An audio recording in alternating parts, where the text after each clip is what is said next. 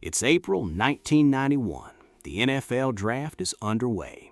The Los Angeles Raiders are sitting at pick number 24, and their quarterback coach, Mike White, leans over and says something that even today sounds almost impossible. He says, "Todd is the best quarterback in this draft, and that includes Brett Favre." Let that sink in for a second. Brett Favre, the man who would go on to throw 508 touchdown passes, three-time NFL MVP, Super Bowl champion, Pro Football Hall of Famer, one of the greatest quarterbacks to ever play this game. And the Raiders' own coach said Todd Marinovich was better. The Raiders took Todd at pick 24 in the first round. Favre went 9 picks later in the second round at number 33. Now here's where the story gets painful. Brett Favre went on to start 297 consecutive regular season games, a record that still stands. He won a Super Bowl. He was named to 11 Pro Bowls. His number hangs in the rafters in Green Bay. Todd Marinovich played 8 total NFL games. He threw 8 touchdowns in his entire career. He was out of the league before he turned 24 years old. How does that happen?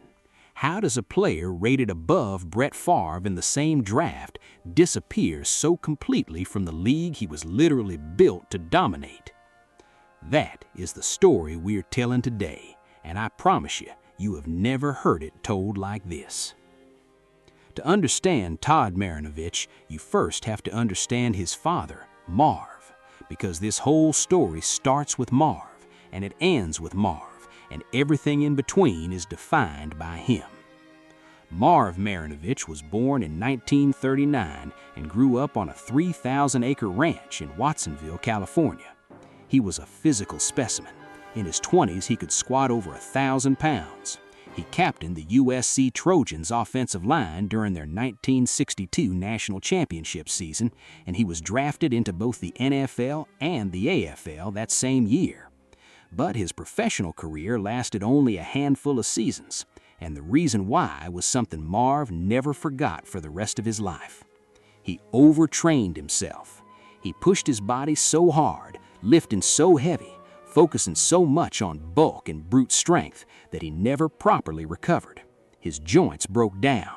His mobility was gone before it ever really started. A career that should have lasted a decade was over before it began. Marv transitioned to coaching. He studied the training methods coming out of the Soviet Union and Eastern Bloc countries, where sports science was decades ahead of what was being done in America. He learned that speed, flexibility, and functional movement were everything, that pure bulk was a dead end. And then, Al Davis, the Raiders owner, made Marv one of the very first strength and conditioning coaches in NFL history. The techniques Marv developed became foundational to how modern football athletes train. His influence on the sport is real and lasting. But none of that is what made him famous. What made Marv famous, or infamous, depending on how you look at it, was a decision he made when his wife Trudy became pregnant in 1968. He decided to find out if an athlete could be engineered from birth, and the test subject was his own son. Trudy's pregnancy was the starting point. No salt, no sugar, no alcohol, no tobacco. The diet was clean from the very first day. Todd Marinovich was being optimized before he even took his first breath. He was born on July 4th, 1969, Independence Day. The irony of that detail would not become clear for many years. Within the first month of Todd's life, Marv began a daily stretching routine. Lying in his crib, the infant's hamstrings and quadriceps were gently flexed every single day. There was a football, a stuffed soft one, but a football placed in the crib from day one. When Todd learned to stand, he was standing in cleats. By the time he was 5, formal training had begun. By age 10, Todd was running 10 miles a day. He trained for more than 2 hours every single afternoon. He ate nothing that wasn't prescribed by his father. No fast food, no sugar, no processed anything. He had never eaten a McDonald's hamburger in his life. never had a birthday cake with real frosting, never had a soda at a friend's house, because there were no afternoons at friends' houses. That time belonged to football. Marv hired specialists. There were biomechanics coaches, nutrition experts, throwing coaches, flexibility trainers, an entire team of people dedicated to optimizing one child. Marv built a complete support system around his son's development that the NFL itself would later model. Todd's mother, Trudy, loved her son deeply, but she understood what living under Marv's system actually meant. There's a story about how she would sometimes take Todd away for a weekend without telling Marv first, not asking, just going. She knew if she asked, the answer would be no. There were no vacations in the program. There were no breaks. There was only the work. Todd was a science experiment.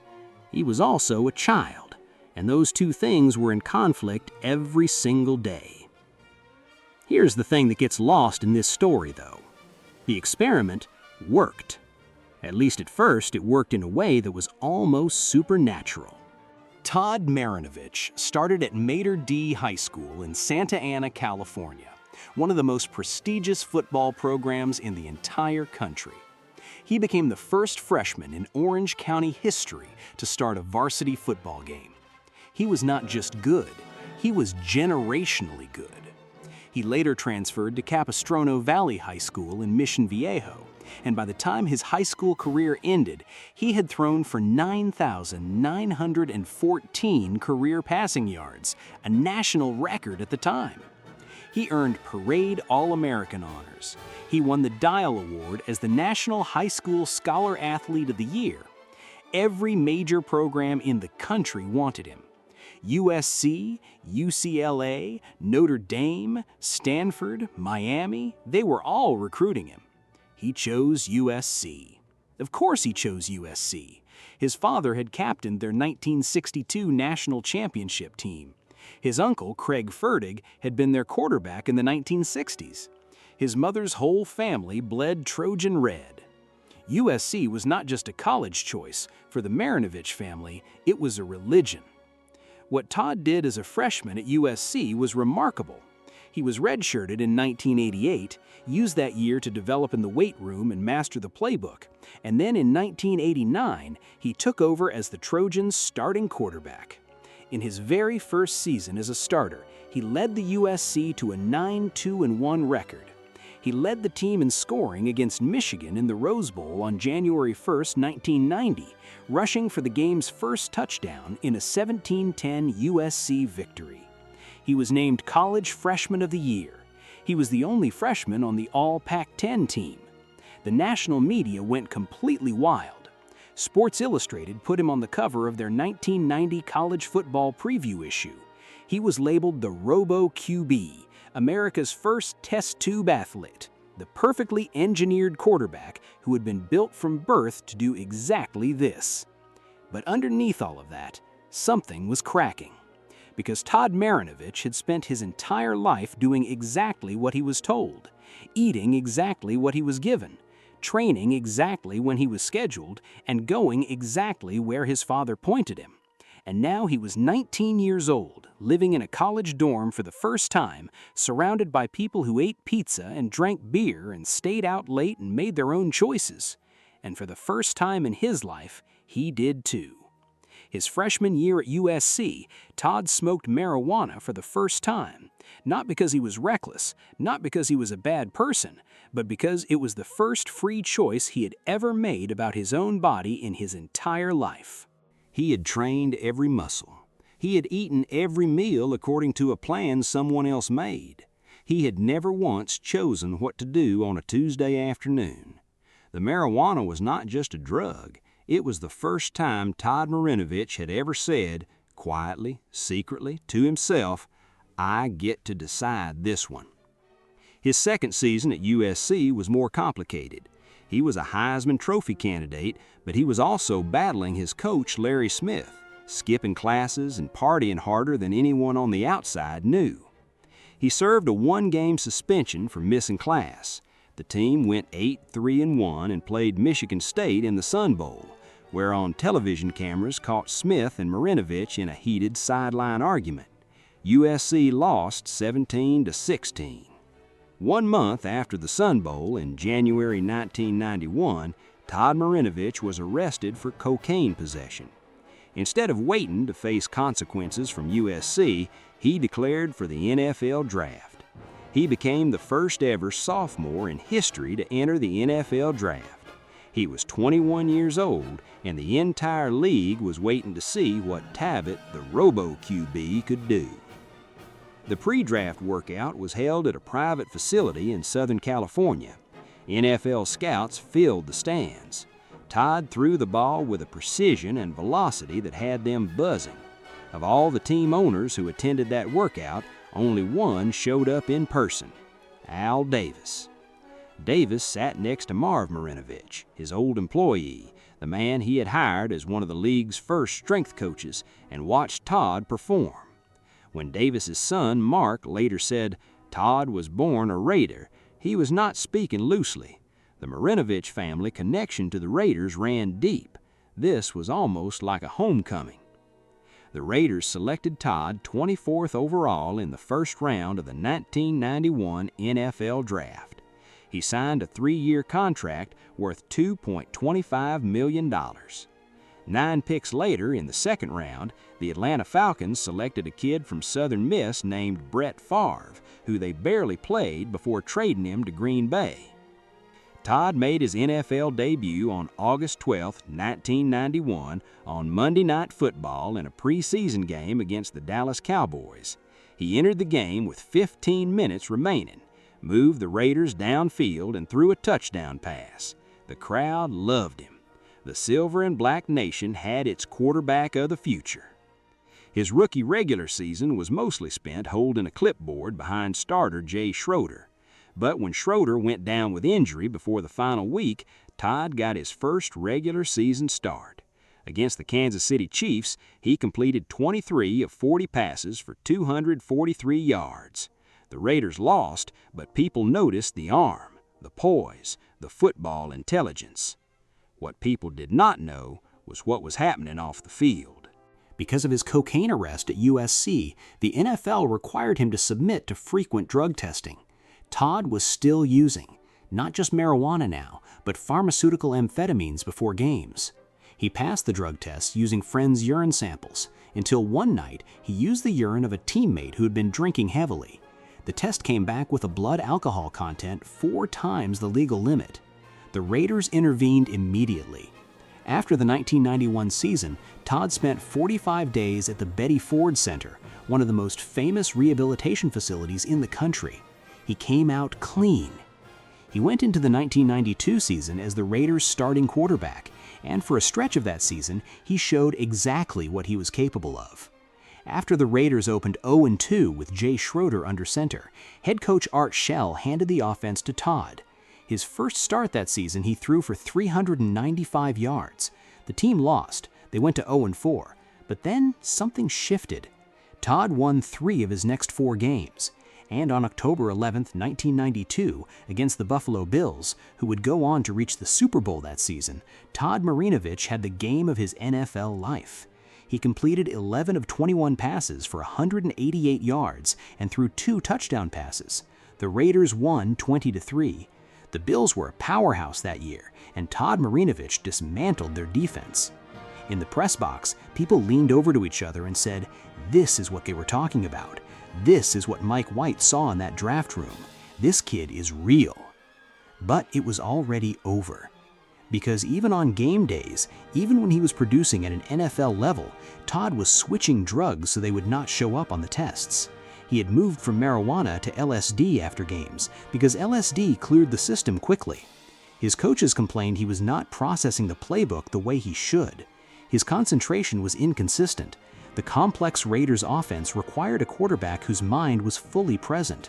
His mind was not fully present. He failed his second NFL drug test. He went back to rehab. He came back for training camp in 1993, failed a third NFL drug test, this time for marijuana, and was immediately suspended for the entire season.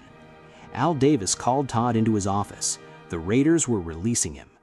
Todd Marinovich, 23 years old, was done in the NFL. The player who'd been rated above Brett Favre in the draft, the player who had set national high school records, the player who had been engineered from the crib to be the perfect quarterback, was finished. And when people asked him how he felt, he said something that tells you everything. He said, "I was like, forget it. I'd been playing my whole life. I'd accomplished my goals. I never said I wanted to play forever." Read that sentence again. He never said he wanted to play forever. He had never chosen football. Football had chosen him before he could choose anything. What came after the Raiders was not a clean story. It was not a straight line down, and it was not a straight line back up. It was the messy, painful, decades-long reality of a man whose entire identity had been assigned to him at birth, suddenly adrift without it. There were stints in Canada with the Winnipeg Blue Bombers and the BC Lions, attempts to hold on to football even though football no longer held the same meaning it once had. His drug use intensified during those years, cocaine, then heroin. He has spoken openly about what the heroin years were like, showing up to practice, trying to function professionally while his entire life was collapsing around him. The arrests came in waves: cocaine possession, marijuana cultivation, heroin possession in 2000 that ended his Arena Football League career just as it was starting. He had been named to the AFL All-Rookie team that year, still showing flashes of what he was before the charges ended it. Methamphetamine, trespassing, at one minimum security facility in Irvine that he returned to so many times, the guards reportedly played the Welcome Back Kotter theme song over the loudspeakers when he walked in. Then they played the Raiders fight song. By the time Brett Favre was winning his Super Bowl in January 1997, leading the Green Bay Packers to a 35-21 victory over the New England Patriots, being celebrated as the best quarterback alive, Todd Marinovich was in a courtroom in California pleading guilty to growing marijuana in his home. 7 rehabilitation programs over 3 decades, multiple felony convictions, years in which the man who had been called the most genetically prepared athlete in American history could not get through a single afternoon without a substance telling him he was okay. But here is what the media almost always missed when they covered Todd's story. They focused on the failures. They labeled his father a monster. They called Todd a waste of talent, a cautionary tale, a punchline. They never asked the one question that actually matters. What did Todd want? Not what did Marv want, not what did the Raiders want, not what did Sports Illustrated want, or the fans, or the NFL. What did Todd want? The truth is, for most of his childhood and his football career, nobody thought to ask him that question. Not really. In August 2025, Todd Marinovich did something that nobody expected. He published a memoir, not a ghost-written PR cleanup job, a real memoir, raw and honest, written in his own words alongside author Lizzie Wright. It's called Marinovich: Outside the Lines in Football, Art, and Addiction. And in that book, he said something that shocked everyone who thought they knew this story. He defended his father. Not halfway, not reluctantly, he drew a line in the sand and said directly, "No one pushed me into football, least of all my dad, Marv. I chose it." Any suggestions to the contrary were lies offered freely by the media to manufacture a Greek tragedy. 30 years of headlines calling Marv the worst sports father in America. 30 years of the narrative that Todd was a victim, a child who had been robbed of his childhood and destroyed by an obsessive parent. And Todd Marinovich looked at all of it and said, "You got it wrong." He wrote that Marv could be relentless and demanding and hard to live with. He did not pretend that his childhood was easy, but he said the bond was real, the love was real. He said he chased his father's attention, chased his approval, chased the challenge because he genuinely found meaning in it. He was not a hostage. He was a kid who admired his father and wanted to be what his father believed he could be. He also wrote something else, something that explains everything about the drugs. He described his father's addiction as physical conditioning and coaching, and his own addiction as drugs and alcohol. Two different substances, he said, the same disease. Marv Marinovich died on December 3, 2020 from Alzheimer's disease at the age of 81. In his final years, when his family would visit, he sometimes did not recognize them. The man who had memorized every biomechanical detail of his son's throwing motion, who had engineered a diet that began before Todd took his first breath, who had built one of the most sophisticated athletic development systems in American history, could not remember his own daughter's name. Todd Marinovich never got to fully reconcile with his father the way he may have wanted to. The father he wanted to defend, to clarify, to sit down with and say, "I understand why you did what you did," was already gone long before he could say it publicly. Today, Todd Marinovich is 56 years old. He has been sober for several years. He is a professional artist running his own online gallery, painting with the same intense focus and discipline that his father once channeled into football training. The obsessive brain that Marv built, it is still there. It just found a different outlet. Brett Favre's Hall of Fame bust sits in Canton, Ohio, with 508 touchdown passes and a Super Bowl ring engraved in the record books forever. Todd Marinovich's legacy sits somewhere harder to define. In 8 NFL games, in a national high school record, in a Rose Bowl victory, in a 2025 memoir that finally, after 3 decades, told his side of a story the world thought it already knew. The Raiders' own quarterback coach said Todd was better than Brett Favre in the 1991 draft. Maybe he was. Maybe, on the right day, with the right support, with the right freedom to actually want the thing he was chasing, maybe he was. We will never know. And that is the real tragedy of Todd Marinovich. Not that he failed, but that we never got to find out what he could have been if anyone, including himself, had ever stopped and asked him what he actually wanted to become. If this story hit you the way it hit me when I researched it, hit that like button and subscribe to History of Raiders. We cover the stories that the rest of the NFL world forgets. And if you think someone needs to hear this one, share it with them. The Raiders have one of the deepest and most complicated histories in all of football, and we are only just getting started.